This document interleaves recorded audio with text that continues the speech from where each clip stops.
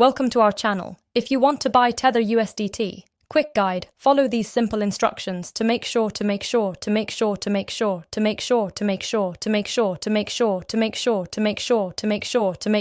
ensure everything is properly set up and works correctly. Step 1. Open your web browser or mobile app and navigate to the relevant platform or website.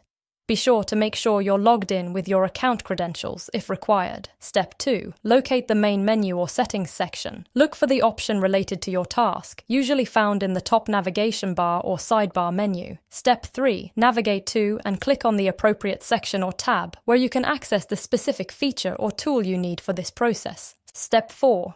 Carefully follow the on-screen prompts carefully. Enter any required information such as amounts, addresses, or account details accurately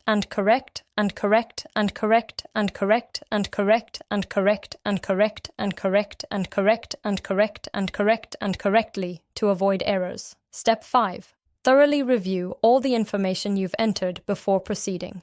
Double-check that everything is correct to prevent any issues or delays. Step 6. Confirm your action by clicking the Submit or Confirm button. Wait for the system to process your request, which may take a few moments. Don't forget to like this video and subscribe to our channel.